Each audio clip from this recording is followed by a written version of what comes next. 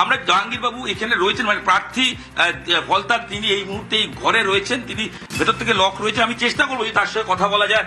জাহাঙ্গীর বাবু, একটু কথা বলা যাবে? জাহাঙ্গীর বাবু, জাহাঙ্গীর বাবু একটু কথা বলতাম। নিউজ 18 বাংলা থেকে আমি ইরন রয়েছি। জাহাঙ্গীর বাবু, না কোনো প্রতি উত্তর নেই ভেতর থেকে, কিন্তু প্রেস মিট করার পর তিনি জাহাঙ্গীর যে প্রার্থী তিনি এই ভেতরেই রুমে রয়েছেন, এখন লক রয়েছে ভেতর থেকে, এই মুহূর্তে তিনি ভেতরেই রয়েছেন, কিন্তু কোন রকম কথা বলতে নারাজ। তার ঘরের সামনে আমরা দাঁড়িয়ে রয়েছি এবং তিনি স্পষ্ট করে বলে গেছেন তিনি নিজেকে সরিয়ে নিচ্ছেন। কি কারণে? কোনো কারণ নেই বা কোনো যুক্তি তিনি দেননি। দ্বিতীয়, গত 29 তারিখ ঘটনার দায় তার কার তিনি বলছেন তিনি জানেন না। কোনো মহলের নির্দেশ কিনা তিনি জানেন না। তিনি বলছেন অনেক প্রশ্নের উত্তর দিয়েছি, 8 প্রশ্নের উত্তর দিতে পারবো না। কিন্তু প্রশ্ন মানুষের রয়েছে যে এই দীর্ঘদিন ধরে ফলতার ক্ষেত্রে বলা হতো ফলতা যেন পশ্চিমবঙ্গের ঠিক বাইরের একটা জায়গা, যেখানে প্রবেশ করতে গেলে পারমিশন নিতে হয়, যেখানকার মানুষ ভোট দেওয়ার ক্ষেত্রে ভয় দিতে পারেন না। একাধিক অভিযোগ বিভিন্ন সময় আসতো। সেই অভিযোগের পরিপ্রেক্ষিতে, অভিযোগগুলোর পরিপ্রেক্ষিতে কোনো উত্তর তৃণমূল প্রার্থী দিতে নারাজ। তিনি উত্তর দিতেই চান না। তিনি তো নিজে প্রার্থী হিসেবে নিজেকে সরিয়ে নিচ্ছেন, অর্থাৎ ভোটের আগে নিশ্চিত হার জেনেই হয়তো তিনি নিজেকে সরিয়ে নিলেন। কিন্তু জাহাঙ্গীর খান কি বলছেন তার বক্তব্য শোনাবো।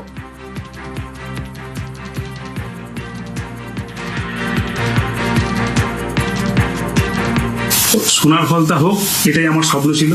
সম্মানীয় মুখ্যমন্ত্রী ফলতা উন্নয়নের জন্য স্পেশাল প্যাকেজ দিচ্ছে। সেই জন্য আমি আগামী 21শে মে যে রিপোল আছে, সেই রিপোলের কন্টেস্ট থেকে আমি নিজেকে দূরে সরিয়ে দিলাম। আমাদের সঙ্গে ইরন রয়েছেন প্রতিনিধি। ইরন, রাজ্যে পালা বদলের পর থেকে ফলতার ছবিটা একদম অন্য রকম। যখন থেকে রিপোলিং হবে ঠিক হয়েছে, তারপর থেকে তৃণমূলের কোনো প্রচার দেখা যায়নি এবং তৃণমূলের যে শীর্ষ নেতৃত্ব তারাও কিন্তু ফলতায় প্রচারে যাননি। এমনকি জাহাঙ্গীর খান, তাকেও প্রচারে দেখা যায়নি। তাহলে কি এইবারের নির্বাচনে হার নিশ্চিত তা জেনেই এই সিদ্ধান্ত, নাকি দলের তরফে এই সিদ্ধান্ত নেওয়া হয়েছে? এই প্রশ্নটা তো উঠবেই।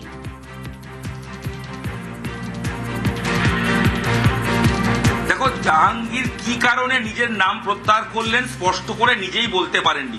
আমতা আমতা করে উত্তর দিয়েছেন। তার উত্তর হচ্ছে ফলতা হবে, এই প্রতিশ্রুতি তিনি শুনেছেন মুখ্যমন্ত্রী শুভেন্দু অধিকারীর থেকে। তাই সেটা শোনার পর তিনি চান ফলতার মানুষ ভালো থাকুক, তাই তিনি নাম প্রত্যাহার করছেন।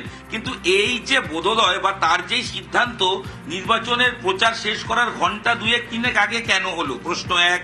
প্রশ্ন 2, গত 29 তারিখ অর্থাৎ ভোটের দ্বিতীয় দফায় যে ঘটনা ঘটেছিল, যেভাবে একাধিক বুথে 21% বেশি বুথে যেখানে ভোট যারা দিয়েছেন ইভিএম এর, সেখানে বিরোধী প্রার্থীদের নামের ওপর সেলুটেপ লাগানো, কোথায় আতর দেওয়া, কোথায় কালি লাগিয়ে দেওয়া, অর্থাৎ বিরোধীরা যাতে ভোট না পায়, সেই একের পর এক ঘটনা ঘটিয়েছিল কারা?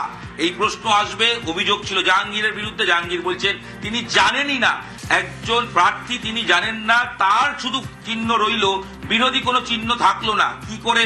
প্রশ্ন 2। প্রশ্ন 3, গত 29 তারিখের পর গত 4 তারিখ যখন বাংলায় সরকার পরিবর্তন হয়, পালা পরিবর্তন হয়, সেই সময়ে তখন পর থেকে জাহাঙ্গীরকে আর দেখা যায়নি।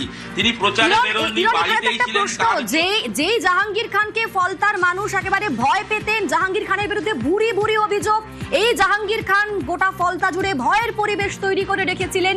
সেই জাহাঙ্গীর খান এই যে আজকে প্রচারের শেষ দিনে আজকে তিনি এই লড়াই থেকে সরে গেলেন, এখন তিনি আমতা আমতা কেন করছেন?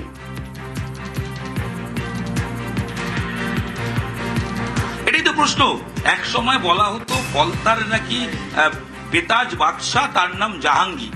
সেই জাহাঙ্গীর একজন রাজনৈতিক ব্যক্তিত্ব, তিনি ভোটের আগে এসে গলার স্বর অনেকটা নমনীয়।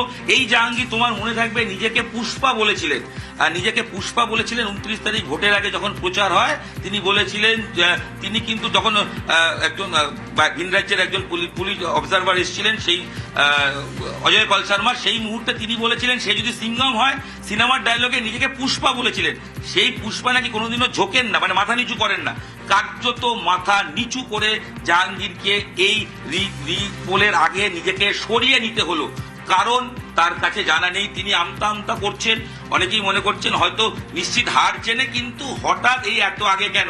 তাহলে কি দলের কোনো সাহায্য পাচ্ছেন না? তিনি কি দলের কাছে অ্যাপ্রোচ করেছিলেন? কোনো প্রশ্নের উত্তর তিনি দিতে চাননি। নিউজ 18 বাংলার পক্ষ থেকে আমি এবং আমার আরেক সহকর্মী আনিস একাধিকবার প্রশ্ন করেছি যে 29 তারিখ ঘটনার দায় কার নির্দেশে আপনি করেছিলেন?